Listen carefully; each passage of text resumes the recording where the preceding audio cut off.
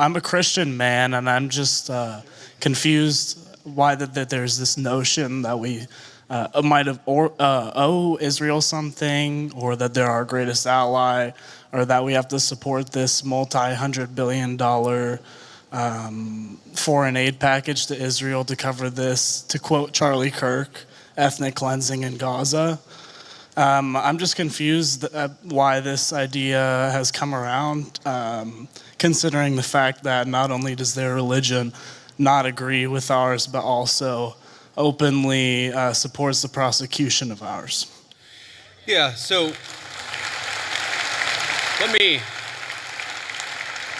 say a few things about this. First of all, when the President of the United States says America first, that means that he pursues the interests of Americans first. That is our entire foreign policy. And that doesn't mean that you're not going to have alliances, that you're not going to work with other countries from time to time. And that is what the president believes, is that Israel, sometimes they have similar interests to the United States and we're going to work with them in that case. Sometimes they don't have similar interests to the United States. And this example, the most recent Gaza peace plan that all of us have been working on very hard for the past few weeks, the president of the United States could only get that peace deal done by actually being willing to apply leverage to the state of Israel. So when people say that Israel is somehow manipulating or controlling the president of the United States, they're not controlling this president of the United States, which is one of the reasons why we'd be able to have some of the success that we've had in the Middle East. Now you ask about, sort of Jews disagreeing with Christians on certain religious ideas. Yeah, absolutely. It's one of the realities is that Jews do not believe that Jesus Christ is the Messiah. Obviously, Christians do believe that. There are some significant theological disagreements between Christians and Jews. My attitude is, let's have those conversations. Let's have those disagreements when we have them. But if there are shared areas of interest, we ought to be willing to do that too. For example, one thing I really, really care about is the preservation of the Church of the Holy Sepulchre in Jerusalem. Christians believe that that is the site where Jesus Christ was crucified, and also that his tomb is right there as well. My attitude is, if we can work with our friends in Israel to make sure that Christians have safe access to that site, that's an obvious area of common interest. I am fine with that. What I'm not okay with is any country coming before the interests of American citizens, and it is important for all of us, assuming we're American citizens, to put the interest of our own country first. That's what we're going to do. That's what we try to do every single day, I promise you. Thank you. Hello, I have a question about Israel and Trump's policy towards it. Do you think it's a conflict of interest for Miriam Adelson, an Israeli donor, to give millions of dollars to his campaign, and then Trump have pro-Israeli policies? Well, if you're asking, do I think the President of the United States has a conflict of interest? No, I do not, because I know how the President of the United States makes his decisions and I see it behind the scenes. Now, as the President himself has said, Miriam Adelson, who, by the way, I know and I have a very good relationship with her, she is very clear about the fact. She doesn't hide the fact that she really loves Israel, and that is part of what motivates her political giving. That is a reality. At the same time, the President of the United States is America first through and through. And let me give you just a couple of examples of this. Number one, we have heard from some pro-Israel voices, some people who really love the state of Israel, that they don't want us to have a relationship with certain Middle Eastern countries. Well, the president, his attitude is, we need to build relationships with any country where we have shared interests, and he's going to do it if it's in the interests of the American people, and he's done exactly that.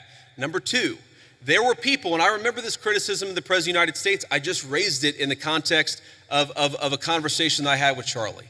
I remember when people said that the President of the United States was going to get us into a multi-100,000 troop regime change war for Israel. This was 4 months ago, this was 6 months ago.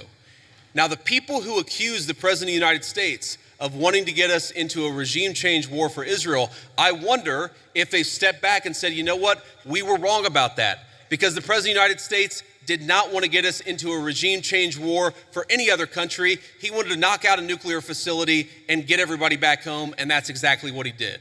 So I understand there's some frustrations out there, but I think the President of the United States, more than any president of my lifetime, is willing to stand up to anybody if he thinks it puts the interests of the American people first. Thank you. We don't need in our political movement people who agree with us on every single issue. We got a couple of questions about Israel. We got a couple of questions about the National Guard deployments. We don't need somebody who agrees with us on every single question or every single issue. What we need is people of good faith who love the United States of America and are willing to work hard to save it. So when you look at all the accomplishments, you look at the accomplishments of the last 9 months. We inherited the worst border crisis in the history of the United States of America.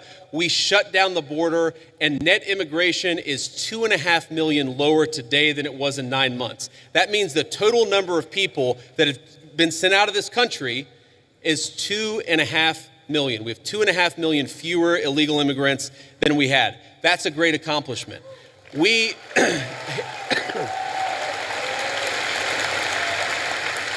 We inherited a terrible affordability crisis from Joe Biden, and I'm not going to tell you everything's perfect because it was a real bad situation that we inherited, but inflation is consistently below economists' expectations, and we're chipping away at it every single day. We inherited an economy where we had the largest trade deficit in the history of the United States of America. In 9 months, Donald Trump's tariff policies have cut the American trade deficit by over half. That means we're making more of our own stuff, and we're actually employing American workers to do it. And all that is to say that very often, Charlie Kirk would call me and he would say, not attaboy, but he would say, do more, do more, do more.